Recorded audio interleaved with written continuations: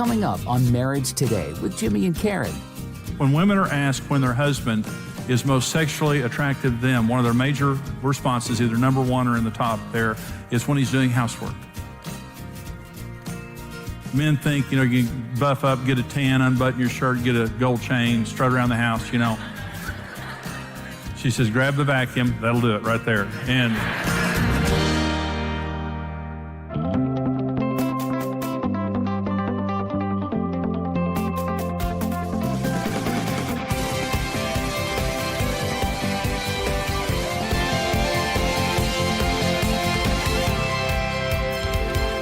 I want to begin by talking about 3 truths that we need to understand about sex. These are just 3 things that just kind of create a foundation for sexual understanding. And the first is so important, and that's this: God created sex for pleasure and lifelong enjoyment in marriage. And the main thing I want to say is God created sex. And He created sex enjoyable because He's a great God and He's a fun God. And when He watches us have sex, because He does watch you have sex. Turn the lights out. He can see anyway. Put your flannel nightgown on. He can see anyway. So, and we have this, because when you say that, God's watching you have sex, like, oh, don't watch, But God is not, watching us having sex saying, oh, you people are enjoying that way too much. Oh, I didn't have that in mind. Hey, cut that out. Cut that out. What? I wanted you to do that 3 or 4 times for children. That's what some people believe. And see, the devil exploits that, because what the devil says is God's a big fuddy-duddy, and if you want to have sex or you want to have enjoyment sexually, you have to come to my side, the dark side, to enjoy it. Well, let me tell you something. God wants you to enjoy sex in marriage and to have that enjoyment for the rest of your married life. It's very, very important. So don't get it in your head that God's against pleasure in sex and marriage. God's for it. He's the one who created it. The second thing that you have to believe is that God put the parameters He did on sex for our protection. In other words, the Bible, there are some things the Bible says that we shouldn't do sexually. Adultery, fornication, fantasy lust. The Bible just simply says that it's wrong. Well, in my car, I've got an owner's manual.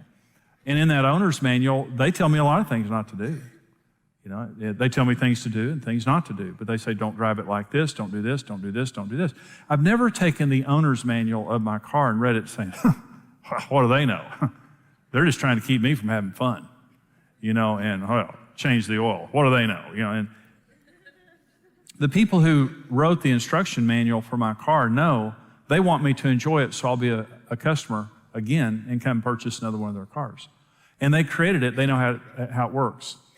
God created wide parameters sexually. There are many, many ways that we can have sex in marriage and enjoy sex in marriage. But God created a fence. And when He says don't do something, He's trying to love us and protect us. He's not being a legalist, He's being a protective daddy. But the yard is a big yard. It's not a tiny little yard that you have missionary position sex 3 or 4 times and get it over with and you're grossing God out.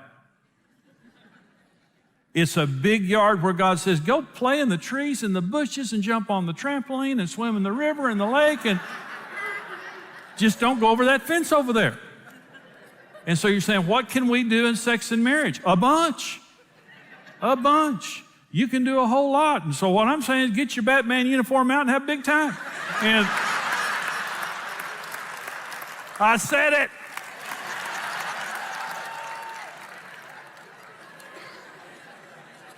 I told you I'd make you blush. I just didn't know I'd make myself blush. Anyway, so, isn't God fun? He's so fun. I love God so much. Here's another truth you have to believe. God created the sexual differences in us to make our relationship more fulfilling and dynamic. We're very different sexually, and you say, why did God do that? To make the relationship more fulfilling and dynamic. Let me talk about some of the differences between us sexually, because we're very different sexually. We're 2 halves of a whole. When you're relating to your spouse properly, your world comes together. I have half the brain, Karen has the other half. Together we're brilliant. Separately, we're not so brilliant. I have half the world, she has the other half of the world. Together we have a whole world. Separately, we don't have the whole world. We're two halves of a whole, but we're different. The old saying, if you're both the same, one of you is unnecessary. We're different. We fit together. Men, sex stimulates our emotions. With women, emotions stimulate sex. We're the exact opposite. A woman becomes more sexual as her husband becomes more romantic and emotional. When we come into her world emotionally, she comes into our world sexually. That's her response. But for men, when women become sexual, we open up to them emotionally. Men are never more emotional than right after sex. Sometimes because it's been so long. But I shouldn't have said that. But truly, when we have sex with our wives, that's when we're most emotionally vulnerable. You get to our emotions through sex, and we get to your sex through emotions. What it is. Isn't it interesting the way that God made us so different? And you say, well, why would God do something like that? Well, first of all, God rewards character. In God's world, people of character have the greatest sex. It's interesting that when women are asked when their husband is most sexually attractive to them, one of their major responses, either number one or in the top there, is when he's doing housework. Men think, you can buff up, get a tan, unbutton your shirt, get a gold chain, strut around the house, She says, grab the vacuum, that'll do it right there. And listen, God wired women where they become aroused when they see a sacrificial man. Remember, women are not as visual as men. God rewards character, and men are aroused by a woman who is their friend who gives them honor and respect. Nothing is more attractive to a man than a woman who is honoring us and praising us and coming into our world.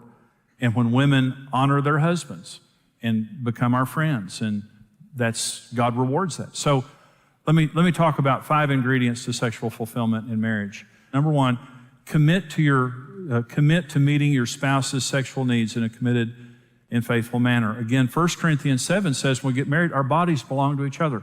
Not a license for abuse, but a license for use. You never use your body to punish your spouse. This is your place of pleasure and delight, and it's yours. I'm so thankful for Karen. Karen has never used her body to punish me or withdraw from me, and she has been faithful even through the difficult times of our marriage. She's always been faithful to meet my sexual needs. About 20% of women are more sexual than their husbands. But let me just say this. It doesn't matter. It doesn't matter who's more sexual. The only thing that matters is that you say to your spouse, I'm committed to meeting your sexual needs. I will faithfully meet your sexual needs for the rest of our life. And my need. Now, I'm not going to sin. I'm obviously not going to violate my conscience before God. But again, there are many ways that we can please each other. There are many ways that we can enjoy sex in marriage together. I am committed. You will never not have your sexual needs met because of me. I will be a faithful partner. You're more important than anything else in my life except for Jesus, and I will faithfully serve you sexually. Number 2, ingredient of sexual fulfillment marriage is communication of your sexual needs and allowing your spouse to communicate. A lot of times this is the issue that we just can't talk about, and is you need to talk. What is it that you like? What is it that you dislike?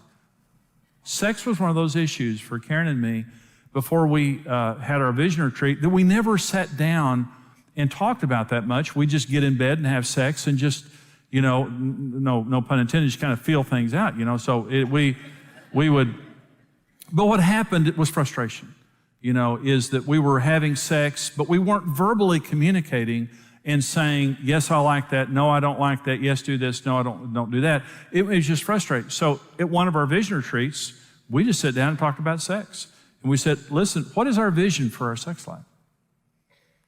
What do we believe that God is saying about our sex life?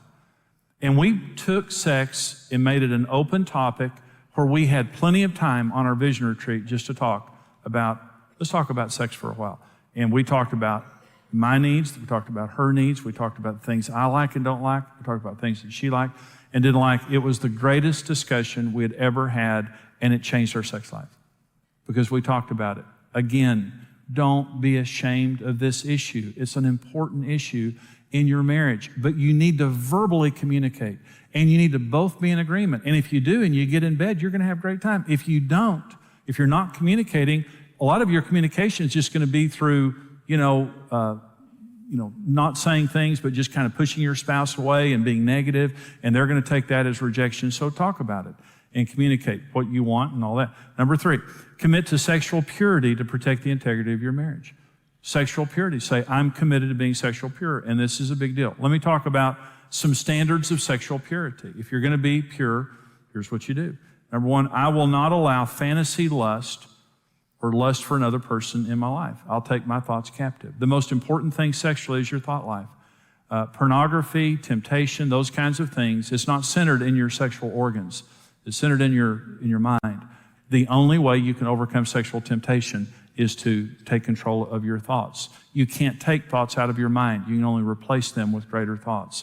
Biblical meditation, according to Psalm 1, promises that we will succeed in everything that we do in our lives. And so the first commitment is, I'm not going to let people in my mind that I'm having sex with. I'm going to battle, and I'm going to take control of that. Number 2, I will not develop an inappropriate emotional or sexual relationship with another person, regardless of the condition of our marriage. Let me say this now, and I don't want to say this in a legalistic manner. I think it's a great idea for couples to have a Facebook account, that you sit down together, and that on the internet that you're very accountable, and that what you're doing is done in the presence and with the knowledge of your spouse. And maybe your spouse always can't be present, but I believe this was in England, and this was in the newspaper in England. We ran it in one of our Marriage Day letters. There was a couple cheating with each other on the internet. And they were in different places in their home online cheating with each other. And they didn't know it. But finally, they arranged a get-together. And they showed up at the same place at the same time, and they divorced. When they found, You've been cheating online? We so have you. They divorced. But you know what was happening? They were on there saying, to each other, things that they weren't saying to each other physically. They fell in love with each other on the internet when they were falling out of love with each other physically. Kind of an interesting dynamic there. You can have the password to every computer or phone I've got. Nothing I'm doing is hidden from you. And let me just say something. If you don't have the password to everything your spouse is doing, there's something wrong with your relationship. I'm not hiding one thing from you. Number 3, I will turn the unmet needs in my life to God and trust Him for the answers. I'm not turning to sin. If we've got problems, I'm going to do the right thing, and I'm going to turn to God. You can't blame your spouse for your sexual sins. Even if your needs are unmet, sin is a choice that we make. We can be pure. We can turn to God. Karen, in our sex life over the years, Karen prays about that. She takes her sexual issues, and I do too. My relationship with God is I talk to God about it. He's my very best friend, and He's my safest place in the world. I talk to Him about everything. Everything. There's not a thought in my mind. I'll be praying and I'll have a bad thought and I'll say, Lord, you know that thought that just came into my mind. And I talk to Him about it. Bring it all before the Lord. He knows. His throne is the throne of grace. He cares. He's not grossed out by it. And He'll help you to deal with those issues. But if you don't take it to God, it's going to go somewhere else. Number 4, I'll be honest and accountable about my temptations, and especially those that could compromise my marriage. Maybe that you're struggling with pornography or something like that, is that you need to get help. You need to become accountable. In a book called Intimate Issues, it was written by 2 Christian ladies that we've had on our television program, Christian women, 90% of Christian women say that they've been attracted to someone other than their husband. 90% of Christian women, I've been attracted to somebody other than my husband. Well, let me just say, we all have been. I have been, Karen has been, we all have been attracted to someone other than our spouse. That's not the issue. The issue is, what are we going to do about it? Especially when our marriage isn't as good as it should be. Especially when we're going through problems. I'm going to be accountable. I'm not going to find a group of people that will tell me what I want to hear. And I'm not going to go off into darkness and do something wrong with it. I'm going to be accountable. and sexually pure. And number 5, I'm not going to be close friends with people who are violating the covenant of their marriage. I'm not going to have friends. Sometimes you'll go to the office, or you'll be with a group of friends and they're committing adultery, they're going to strip bars, men and women going to strip bars. They're doing things like that. I'm not going to have friends like that. My friends aren't perfect, but my friends are committed to the Lord. And my friends don't do that kind of stuff. Or at least they're not practicing those kind of things and giving approval to it. So those are the things that are going to make the difference in your sex life of whether you're pure or not, because we know adultery and sexual sin and pornography and things like that, it devastates a lot of marriage relationships. Number 4, foundation of sexual pleasure in marriage. Create an atmosphere of sexual pleasure. Create an atmosphere. Work hard at making your marriage pleasurable sexually. Romance outside the bedroom. Especially important for women, that you romance your wife, that you meet her emotional needs, that you pursue her. Have a date night every week. Every week have a date night where you romance your wife and you take care of her emotional needs. Plan sexual encounters on a regular basis when you have the most time. You plan sex, and especially when our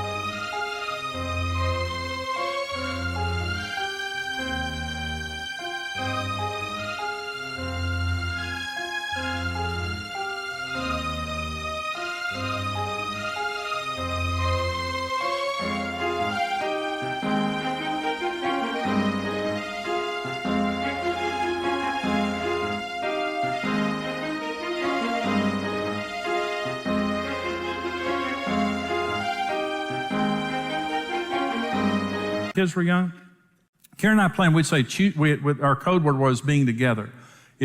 Are we going to be together Tuesday night? And being together means we're going to have sex. And so we'd say, Tuesday night, we're going to have sex. She said, okay. That meant we're going to prepare for this. We're going to make sure that we're not too tired. We're going to make sure that we have the time. We're going to make sure the kids are taken care of. And by the way, we had his night, her nights, and my nights. And we would say, is this your night or is this my night? What does that mean? Because my nights are different than her nights. Some time we had our nights, but a lot of times. And so if it was her night, I knew what to expect, okay? And I came in prepared that I'm going to focus tonight on meeting her needs in her way. We're going to have sex, but it's going to be different than when I have sex my way. And so that's what we did. And we were creative and energetic. You can think about it as long as you want to, but I'm just saying.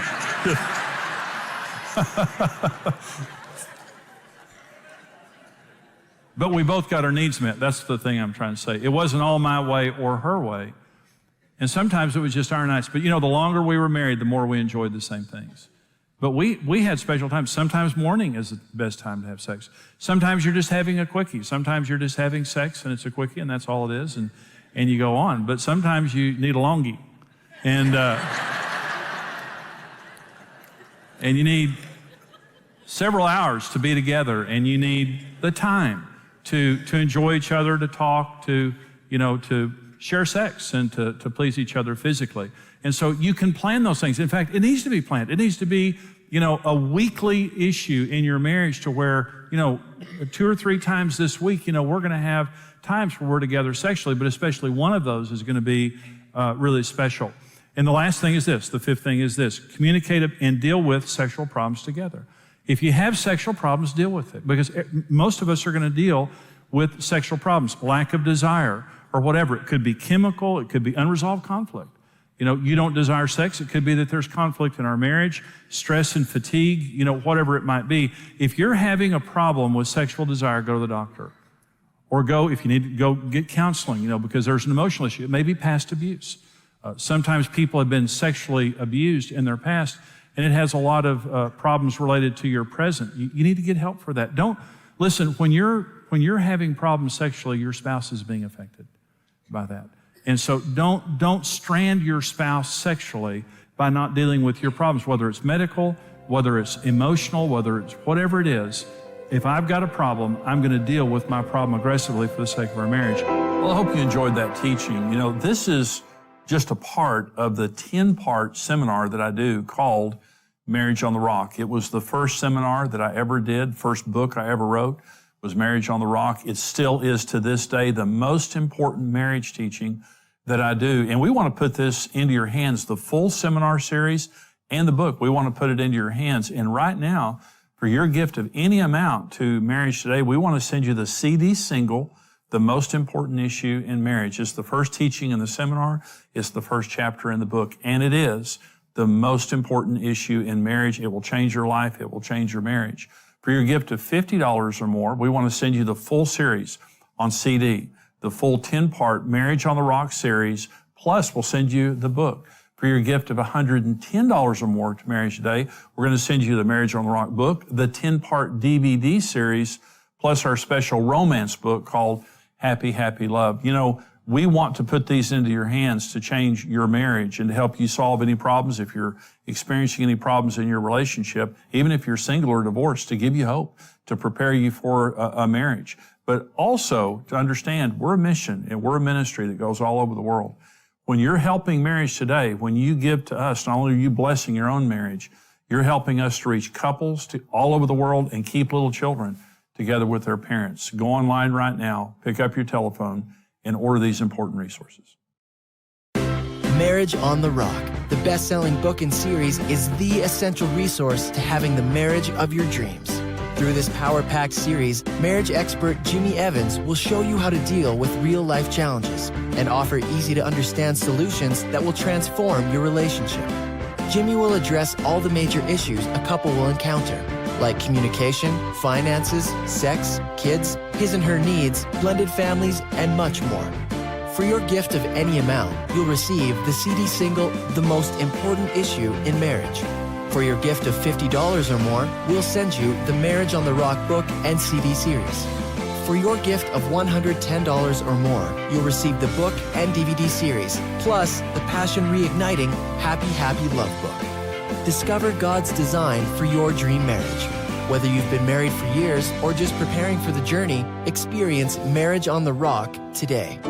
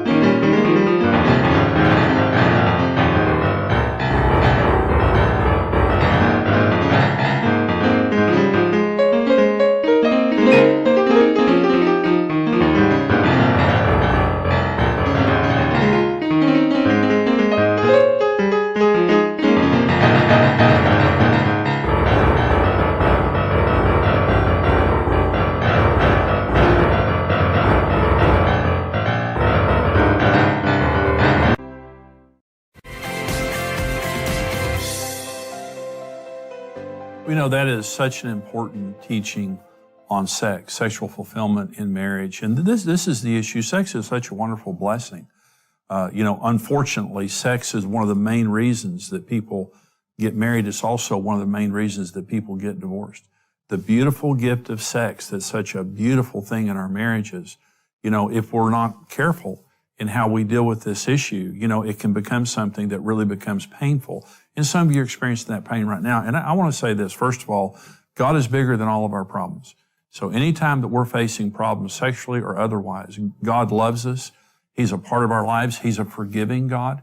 If we've made mistakes, thank God that God is so merciful and gracious, and He does not want to condemn us. He wants to forgive us. But, you know, pleasure within marriage comes as we come to God in God's design for marriage and sex, and we honor that design. That's where pleasure comes from. That's where lasting pleasure comes from. Pain comes when we go outside of the boundaries that God has created for sex, and we begin to do things that God says we shouldn't do. And let me say, what the devil wants you to believe is God's a fuddy-duddy that doesn't want you to have fun. And the devil wants you to believe that so he can destroy your relationship and destroy your life. But what God wants to do with you and for you and your marriage is to fulfill you. In the context of marriage, you and your spouse in a blessed, secure, pure relationship where you can share each other's bodies, where you can be adventurous and explore within the confines that God has created. And those are big confines. God has given us many ways that we can have sex within marriage and to pleasure each other, which just bonds our relationship even more. It creates so much goodwill and harmony. It is a very, very important part of marriage, and it's the only unique feature of marriage. Sex is sacred between a husband and a wife in marriage, and I hope that this program today has really been an encouragement to you, because this is a big deal. This is a very important area that we need to take very seriously and pray. Invite God into your sex life and pray that God would bless you and that God would help you to fulfill each other in this very important area. We come to you because of financial support of partners that help us to take this ministry all over the world. And I'm asking you, Karen and we're asking you to consider becoming a financial partner with us. Our financial partners are called Rock Solid Partners.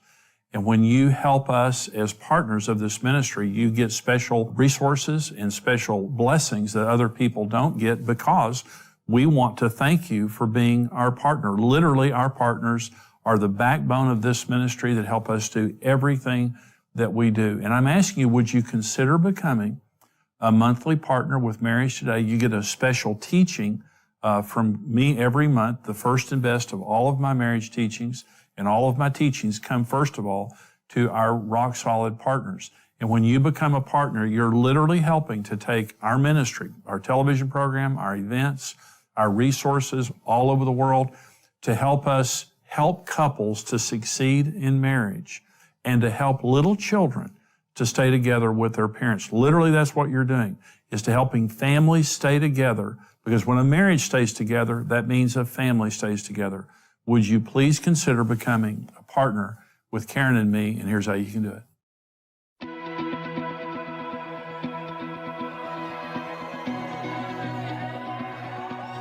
We all enter into marriage confident a happy, fulfilling life is in front of us.